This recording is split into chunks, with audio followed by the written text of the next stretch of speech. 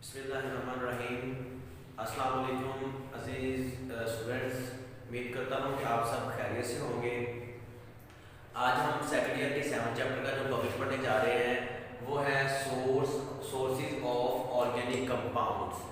Organic compounds जो है हम कहाँ कहाँ से लेते हैं, कहाँ कहाँ से ड्राइव करते हैं, एक्सट्रैक्ट करते हैं, ये सारे के सारे हम जो इसके सोर्सेज हैं वो आज इस टॉपिक में पढ़ेंगे। इससे पहले हमारा जो प्रीवियस लेक्चर था उसमें हमने इम्पोर्टेंस ऑफ ऑर्गेनिक केमिस्ट्री में इम्पोर्टेंस ऑफ ऑर्गेनिक कंपाउंड्स देखा था।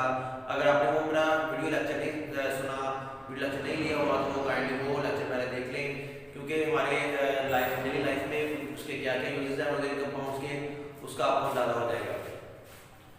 बेसिकली हमारे पास जो ऑर्गेनिक कंपाउंड्स हैं वो हम 3 तरह के हैं। एक है हमारे पास कोल, दूसरा है पेट्रोलियम, तीसरा है नेचुरल गैस।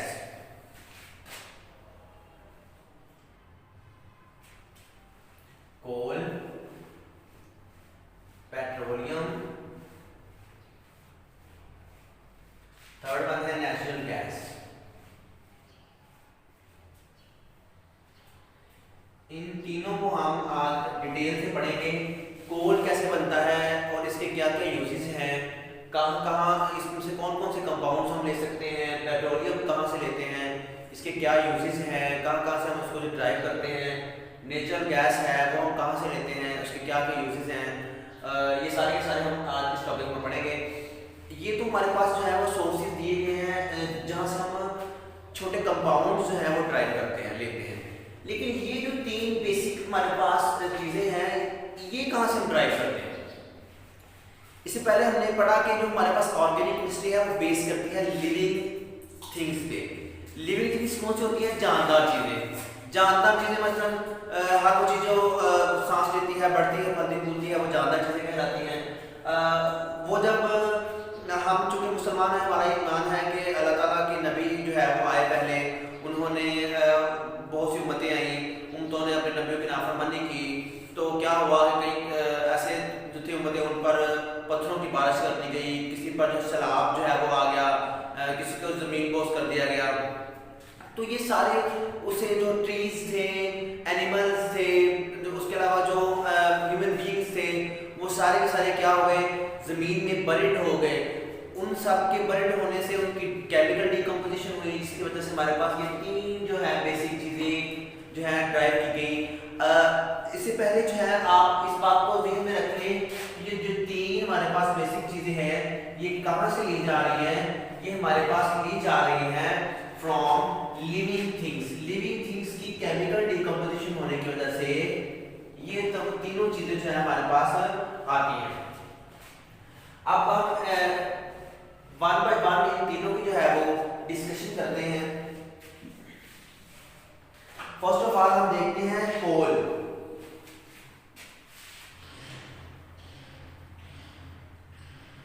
कोल आप लोगों ने जो है वो मैट्रिक में भी पढ़ा होगा कि कोल के जो है वो कितनी टाइप्स हैं और ये कैसे बनता है।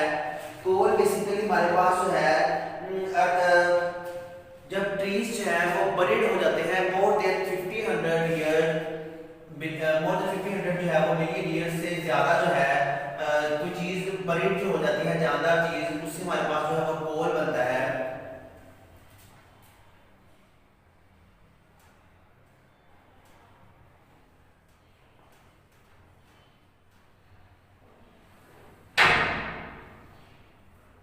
मोर देन 500 मिलियन ईयर्स जो है उससे ज़्यादा टाइम लगता है इस कोयले को बनने के लिए। अब होता क्या है हमारे पास कि जो कोयला है, लेट्स सपोज मेरे पास जो है एक प्लांट है, वो प्लांट जो है वो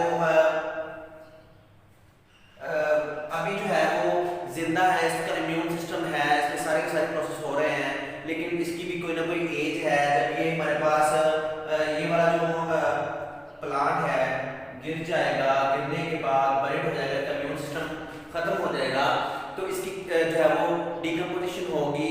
डिकम्पोजिशन होने के बाद हमारे पास ये जो कार्बन है, ये जो लकड़ी है हमारे पास, ये पीट में कन्वर्ट होगी, जो कि हमारी पहली फॉर्म है किसकी? कोयले की। कोयले की हमारी पहली फॉर्म कौन सी है? जो कि वुड से बनती है, पीट, उसमें ज़्यादातर लकड़ी ही पाई जाती है, लेकिन ये हमारे पास कोयले की फॉर्म है जो हमारे पास मोस्टली जो है कहाँ से हम हासिल करते हैं, मोस्टली हम ट्री से हासिल करते हैं। यानी हमारे पास जो है वो वुड से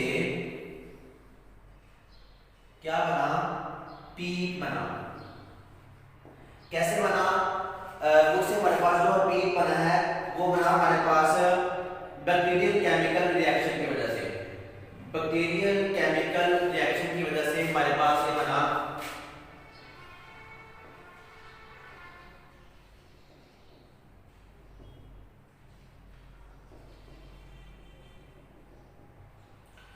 क्या हुआ कि जब बैक्टीरिया जो है इस वुड को, जैसे मैंने दिखाया कि जो दरख्त है वो गिरा, उसकी बैक्टीरियल केमिकल डिकम्पोजिशन हुई तो पीट बन गया। ये पीट हम आमतौर पर जो लकड़ी हम सुखा लेते हैं, सुखाने के बाद उसको इस्तेमाल करते हैं, वो जो है उसको हम पीट की किस्म कह सकते हैं। अब पीट जो है इसके बाद क्या होता है, इसके ऊपर हाई टेम्परेचर और हाई प्रेशर लगता है। हाई प्रेशर हाई टेम्परेचर लगने के बाद पीट जो है वो लिग्नाइट में कन्वर्ट हो जाता है। वो जो है एक कोयले की थोड़ी अच्छी किस्म है। वो मैं आपको बात बताऊँ कि इसमें कितने परसेंट कोयला होता है, उसके बाद जो बाकी इसकी किस्में इसमें कितना परसेंट कोयला होता है। तो इसमें कार्बन होती है। इसमें हम देखेंगे तो जो पीट है उसके ऊपर हमने हाई टेम्परेचर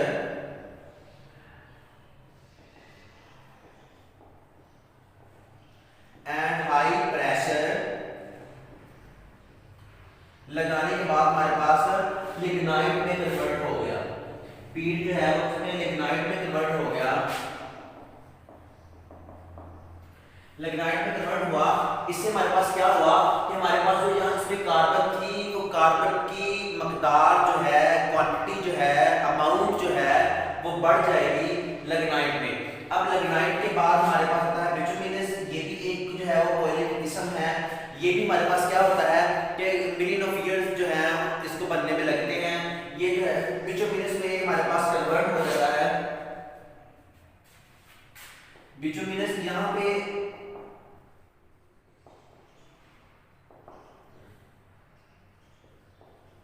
बिटुमिनस जो है यहाँ हमारे पास हाई जो है प्रेशर लगता है।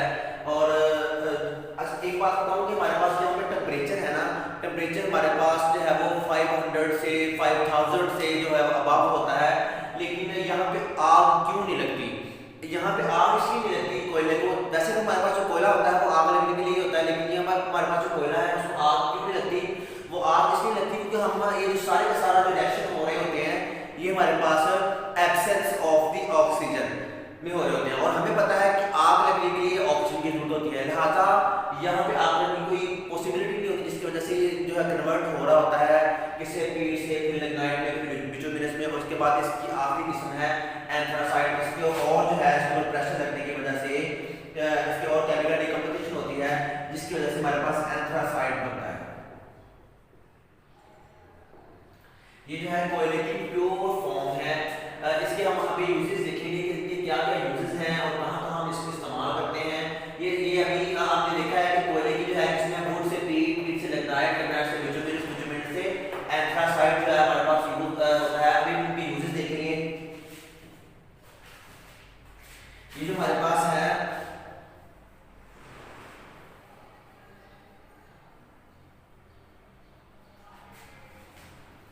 पीट, उसके बाद लिग्नाइट, बिटुमिनस, एंथ्रासाइट। इसमें जो है परसेंटेज ऑफ कार्बन जो है 60% है, इसमें 70% है, इसमें 80% है, इससे 90 और 90% से जो है अबाव इसमें जो है वो कार्बन पाई जाती है एंथ्रासाइट में। और ये कहाँ कहाँ इस्तेमाल होती है? ये हमारे पास क्लीन जो है वहाँ इस्तेमाल होता है पीट, जो कि हमारे पास भट्टे होते हैं, भट्टे में हम इस्तेमाल करते हैं, वो हमारे पास इस्तेमाल होता है। या अभी तो ये दौर खत्म हो गया है, कच्चे बर्तन बनते थे, कच्चे बर्तनों को पकाने के लिए जो हम इस्तेमाल करते थे वो पीट था। उसके बाद हमारे पास लिग्नाइट आ गया।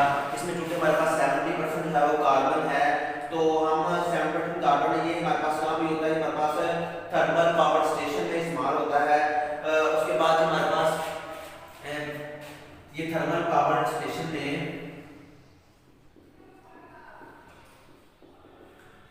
में इस्तेमाल होता है। उसके बाद जो बिटुमिनस है, ये हमारे पास हाउस होल्ड जो है इस्तेमाल करते हैं।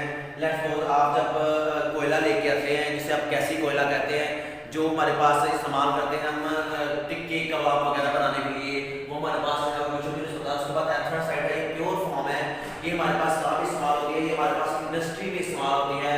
इंडस्ट्री में जो है हमारे पास 90% जो कोयला होता है इसमें कार्बन होती है, वो इंडस्ट्री में इस्तेमाल करते हैं।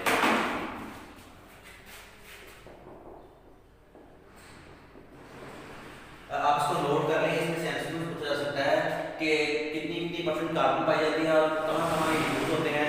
इसके बाद हम नेक्स्ट करते हैं। नेक्स्ट हमारे पास जो है कोयले को हम कैसे लेते हैं और उसको अलग-अलग कैसे करते हैं।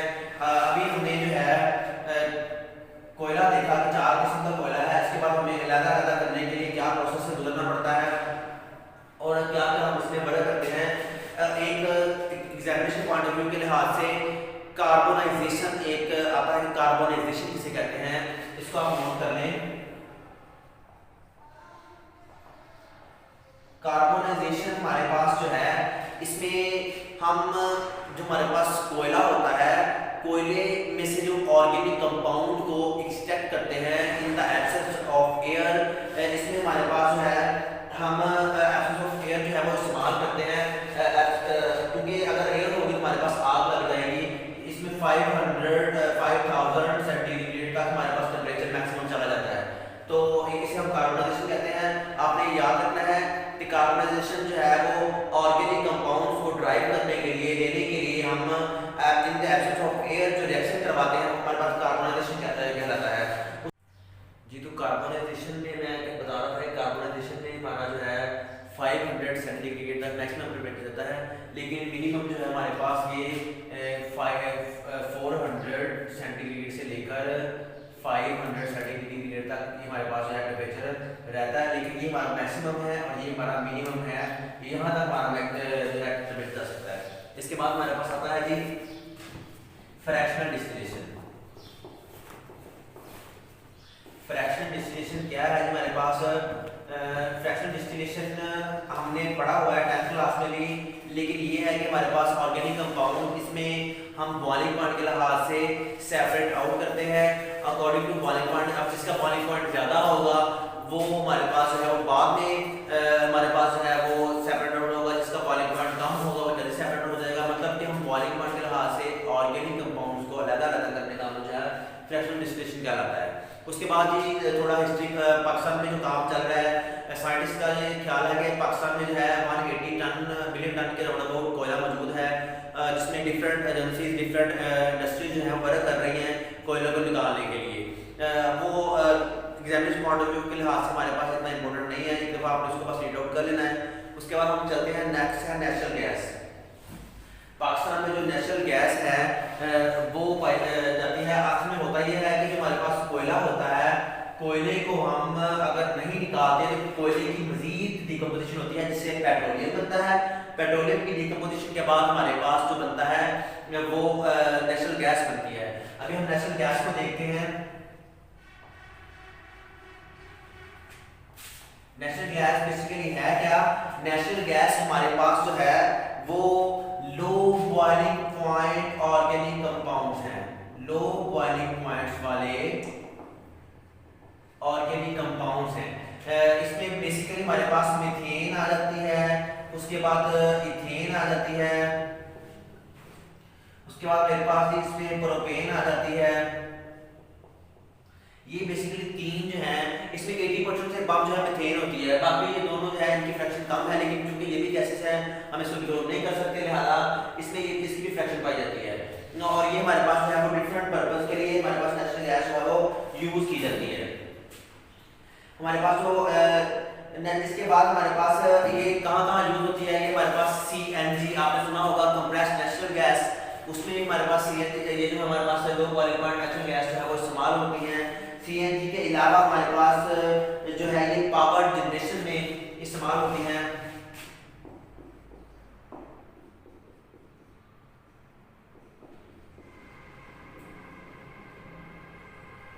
पावर जनरेशन में, उसके बाद हमारे पास इंडस्ट्रीज में, इंडस्ट्रीज बाद हमारे पास जो ये इस्तेमाल होती है वो सीमेंट को बनाने के लिए, फर्टिलाइजर में इस्तेमाल होती है, डोमेस्टिक पर्पस के लिए ये हमारे पास जो है वो इस्तेमाल होती है। सीमेंट इंडस्ट्री में, फर्टिलाइजर्स में इस्तेमाल होती है। ये सारे इसके यूजेस हैं, ये आप नोट कर लें कि ये एमसीक्यूज के तौर पे पूछे जा सकते हैं। नेचुरल गैस के अबाउट जो है अगर आपको क्वेश्चन होगा तो आप पूछ सकते हैं हमारे व्हाट्सएप ग्रुप में कॉलेज के पास के। उसके अलावा हमारे पास अगर आप मेरे जो है वो इंटरनेशनल जो है स्टूडेंट हैं तो आप ट्विट में या हमारे जीमेल पे आप क्वेश्चन करके पूछ सकते हैं। नेक्स्ट इसके बाद आता है हमारे पास पेट्रोलियम।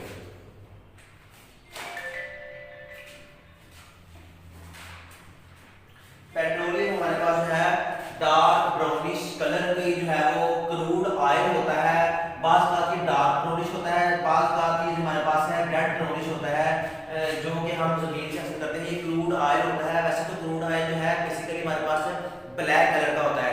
जिस तरह अगर हम पंजाबी हैं, पंजाबी के पास गारा टाइप जो है उसमें क्या क्या चीज़ें होती हैं, उसमें रेत होती है, उसके अलावा उसमें जो है वो रॉक होती है, उसके अलावा और जो कंपाउंड हम मिक्स हुए होते हैं जो हमारे पास क्रूड ऑयल आता है, हम उसमें से उसको अलग करते हैं पेट्रोलियम को।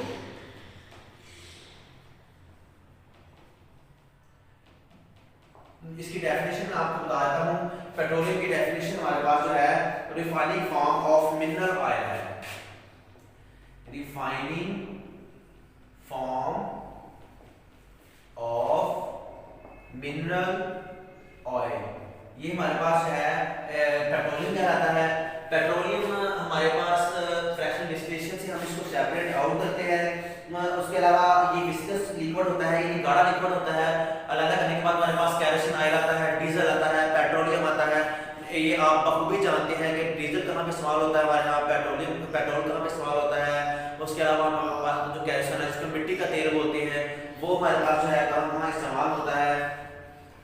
उसके बाद ही हमारे पास ये बनता कैसे है, ये बेसिकली हमारे पास अगर हम करें ऊपर रॉक होती है, रॉक के बाद नीचे जो है वो और इसके बाद सेडिमेंट्री रॉक्स होती हैं।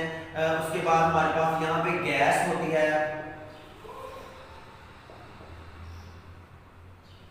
सेडिमेंट्री रॉक, उसके बाद यहाँ पे हमारे पास गैस, उसके बाद हमारे पास यहाँ क्रूड ऑयल होता है ब्लैकिश कलर का। अब ये गैस मैंने आपको पहले बताया कि गैस कैसे बनती है। जब क्रूड ऑयल को हम नहीं निकालते तो ये दोबारा इसके और केमिकल निकलते हैं जिसकी वजह से गैस ऊपर आ जाती है। अब हम इसको निकाल सकते हैं। ये हमारे पास क्रूड ऑयल होता है। ये सेडिमेंट्री रॉक्स जो है हमारे पास इसके प्रेशर की वजह से हमारे पास ये क्रूड ऑयल बनता है। पाकिस्तान में बेसिकली जो है 4 जो है वो रिफाइनिंग लगी हुई है पाकिस्तान में पेट्रोल को साफ करने के लिए, जिसमें से 2 जो है बहुत मशहूर है। एक तो अटक रिफाइनरी आपने सुना होगा और दूसरी पाक अरब रिफाइनरी है। अटक रिफाइनरी हमारे पास रावलपिंडी के पास मौजूद है और जो हमारे पास उसके अलावा जो पाक अरब है वो हमारे पास पाक अरब जो है हमारे पास वो मुल्तान के पास जो हमारे पास मौजूद है। फ्रैक्शनल डिस्टिलेशन से हम इसको अलग करते हैं। ये जो तमाम के तमाम ऑर्गेनिक कंपाउंड है जिसमें लिक्विड्स और सॉलिड्स आते हैं, दोनों जो है हमारे पास फ्रैक्शनल डिस्टिलेशन से जो है वो निकालते हैं। फ्रैक्शनल डिस्टिलेशन हमारे पास 400 तक जो है उसके बाद जो है टेम्परेचर हम लेके जा सकते हैं। आई होप सो इससे हमारे पास जो है वो बहुत सारे ऑर्गेनिक कंपाउंड्स मिलते हैं जिसमें हमारे पास जो है मिनरल ऑयल जो है जितने भी सारे के सारे यूज होते हैं वो सारे हमारे पास पेट्रोलियम से मिलते हैं। और इसके बाद हमारे पास एक ना टेबल दिया गया है पाकिस्तान की सेक्रेटरी की बुक में, वो आप देख सकते हैं कि कहाँ कहाँ जो गैसेज है कहाँ यूज होती हैं। वो एमसीक्यूज के लिहाज से ईकैट एमपीएट के लिहाज से बहुत इंपॉर्टेंट है। उसमें हमारे पास पहले 3-4 मीथेन प्रोपेन तक जो है C7-8 तक हमारे पास गैसेस हैं। फिर उसके बाद लिक्विड स्टार्ट होते हैं, फिर उसके बाद सॉलिड्स हैं। वो आप उसको ओवरव्यू एक दफ़ा देख लें, एक बार पढ़ने से याद नहीं होगा लेकिन आप उसको बार बार कोशिश करें, उसको लिख के देखें तो आपको इंशाल्लाह वो जो है टेबल कॉन्टेंट्स में है उसके वो सारे के सारे और टेबल में कहाँ कहाँ यूज हो रहे हैं सारे के सारे इंशाल्लाह हो जाएंगे। मैं उम्मीद करता हूँ कि आपको मेरी वीडियो जो है अच्छी लगी होगी। अगर आपको इसमें कोई क्वेश्चन है, कोई कन्फ्यूजन है तो आप मुझे जो है वो कमेंट सेक्शन में जो है जाकर क्वेश्चन पूछ सकते हैं। अगर आप मेरे स्टूडेंट की कॉलेज है सॉरी हमारे कॉलेज के स्टूडेंट्स हैं तो मुझे जो व्हाट्सएप ग्रुप में जाकर पूछ सकते हैं कि सर ये मेरा जो प्रॉब्लम है तो मैं आपको इंशाल्लाह इंशाल्लाह क्लियर करूंगा। Thank you.